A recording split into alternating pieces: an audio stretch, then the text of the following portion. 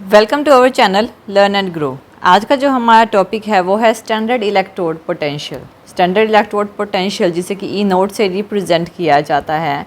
देखिए ये क्या होता है, इसमें किसी भी कंपाउंड की स्टेबिलिटी डिपेंड करती है उसके इलेक्ट्रोड पोटेंशियल पे।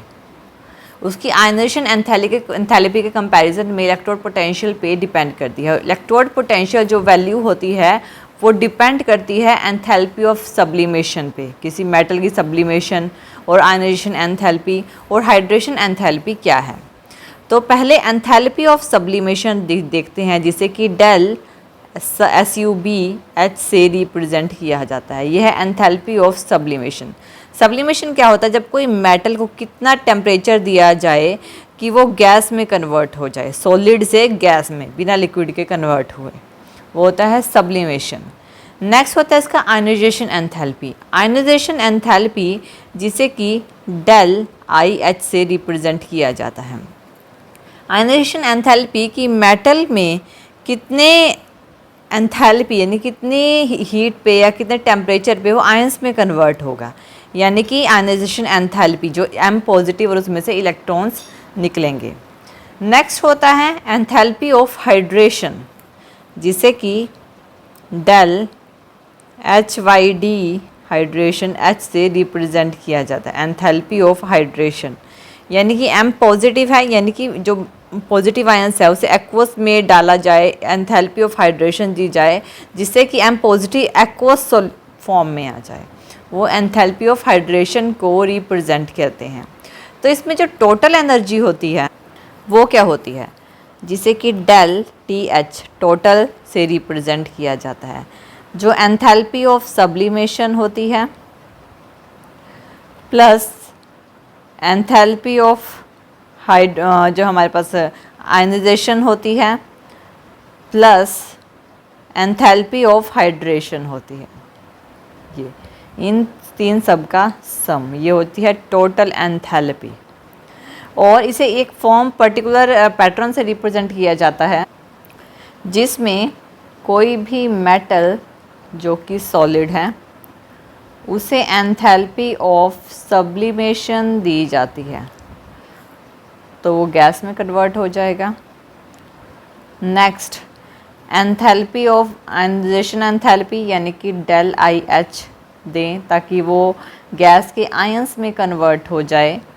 और नेक्स्ट है कि जो टोटल है एंथैल्पी M पॉजिटिव एक्वस में होगा वो, और एक्वस से एंथैल्पी ऑफ हाइड्रेशन दी जाए जिससे कि वो M पॉजिटिव गैस में कन्वर्ट हो जाए, यानी कि ये वाली एक्वस में, यानी कि इस तरह से गैस से क्या होता है वो एक्वस में चला जाता है। तो ये जो टोटल प्रोसेस इसका दिया होता है स्टैंडर्ड इलेक्ट्रोड पोटेंशियल, जो कि इलेक्ट्रोड पोटेंशियल पे डिपेंड करता है आयनाइजेशन एंथैल्पी के कंपैरिजन में।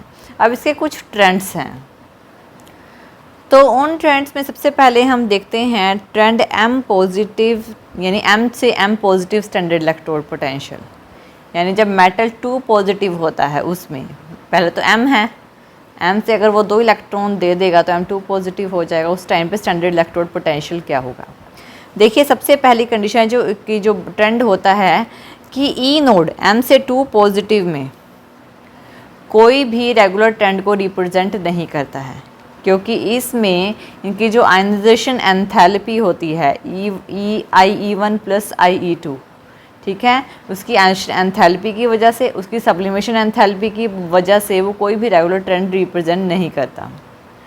नेक्स्ट है कि जो कॉपर की बात करें, कॉपर एक यूनिक बिहेवियर रिप्रेजेंट करता है। कॉपर जो होता है वो एक ऐसा मेटल है जो पॉजिटिव वैल्यू दिखाता है स्टैंडर्ड इलेक्ट्रोड पोटेंशियल की, क्योंकि ये H2 गैस लिबरेट नहीं करता किसी भी एसिड के साथ मिलके, ये सिर्फ ऑक्सीडाइजिंग एसिड्स के साथ मिलता है, जैसे कि HNO3 ऑक्सीडाइजिंग है और H2SO4 इन्हीं के साथ मिलकर रिड्यूस होते हैं। तो इसके जो कॉपर का स्टैंडर्ड इलेक्ट्रोड पोटेंशियल है वो पॉजिटिव में होता है और सम होता है सब्लिमेशन और आयनाइजेशन का, ठीक है, और इसमें हाइड्रेशन से बैलेंस नहीं किया जाता, ये सम होता है आयनाइजेशन और सब्लिमेशन का, हाइड्रेशन एंथैल्पी नहीं होती है। थर्ड है standard electrode potential manganese, nickel और जिंक का, ये ज़्यादा नेगेटिव होते हैं।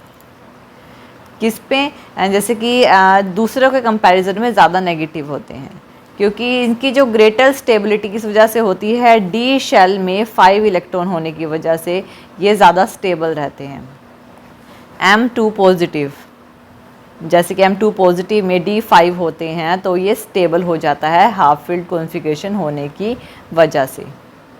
और अगर जिंक की बात करें, जिंक अगर 2 पॉजिटिव हो जाए तो उसके D में 10 इलेक्ट्रॉन्स हो जाएंगे, यानी कि मीन्स टू से वो कम्प्लीटली फिल्ड डी शेल हो जाएगी और वो स्टेबल हो जाएगा 2 पॉजिटिव होने की वजह से। ठीक है, तो इस तरह से जो इनके ट्रेंड्स होते हैं वो रिप्रेजेंट करते हैं, नेगेटिव एंथैल्पी होती है इनकी, तो ये नेगेटिव में रिप्रेजेंट होते हैं। नेक्स्ट ट्रेंड देखते हैं M2 पॉजिटिव से जब वो 3 पॉजिटिव पे जाते हैं तो स्टैंडर्ड इलेक्ट्रोड पोटेंशियल क्या होता है। तो अब जो स्टैंडर्ड इलेक्ट्रोड पोटेंशियल है वो M2 पॉजिटिव से जब 3 पॉजिटिव होंगे तब क्या होगा। देखिए, अगर SC की बात करें, जब वो 2 पॉजिटिव से SC 3 पॉजिटिव होता है तो इसमें लो वैल्यू होती है स्टैंडर्ड इलेक्ट्रोड पोटेंशियल की।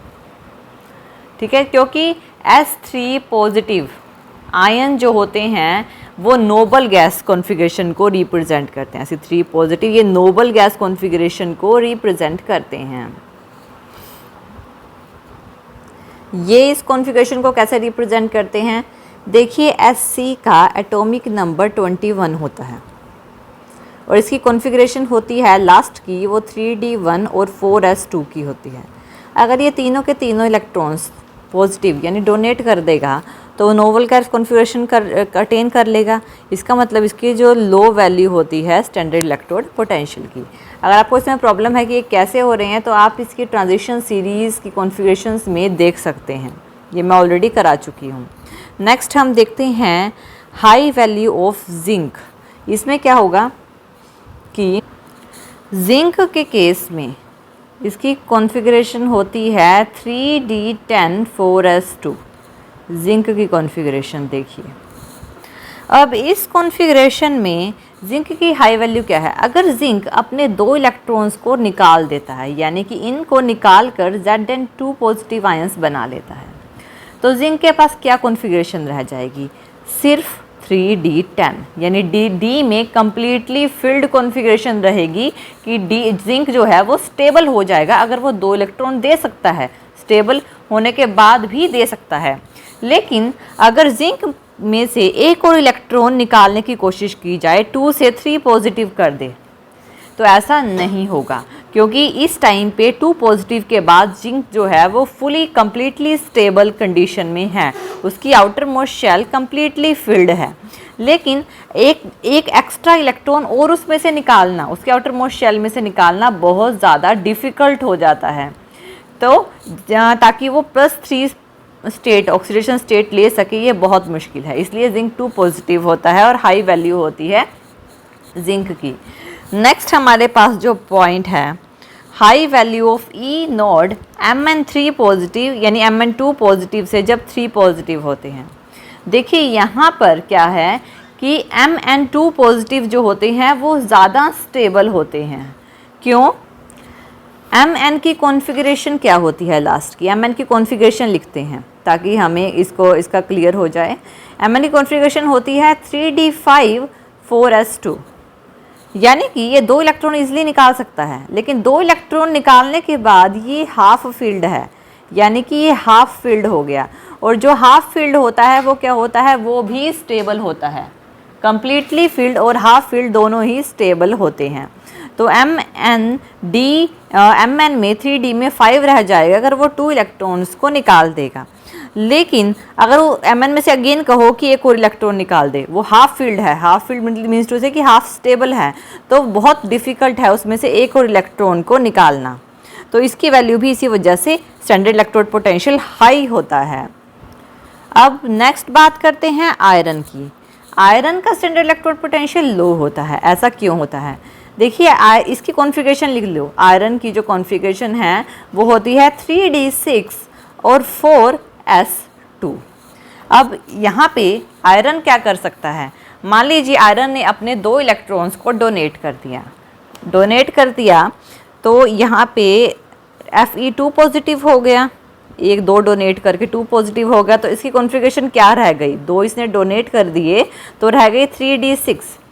अब आयरन को हाफ फिल्ड यानी कंप्लीटली फिल्ड होने के लिए 4 इलेक्ट्रॉन्स की ज़रूरत है, और हाफ फिल्ड यानी कि वो गेन कर ले 4 कहीं से, और हाफ फिल्ड होने के लिए वो किसी को लूज़ करते यानी अपना 1 इलेक्ट्रॉन लूज़ कर दे, तो वो क्या करता है अपना 1 और इलेक्ट्रॉन आसानी से लूज़ कर देता है। इसमें क्या होता है वो एक्स्ट्रा स्टेबल हो जाता है, यानी कि अगर वो अपना 1 और इलेक्ट्रॉन लूज़ कर देगा तो वो एक्स्ट्रा स्टेबल हो जाएगा, यानी कि 1 इलेक्ट्रॉन लूज़ करने से 3d5 हो जाएंगे, यानी कि वो हाफ फिल्ड हो जाएगा। अब ये हाफ फिल्ड भी नहीं है, फुल कंप्लीटली फिल्ड भी नहीं है, तो एक डोनेट करके वो इजीली 3 पॉजिटिव चार्ज क्रिएट कर लेता है, जिसकी वजह से इसकी लो वैल्यू होती है स्टैंडर्ड इलेक्ट्रोड पोटेंशियल की। तो लो थर्ड आयनेशन एंथैल्पी आयरन की जो होती है वो लो होती है, थर्ड आयनेशन एंथैल्पी। तो इस तरह से हम इसे रिप्रेजेंट करते हैं।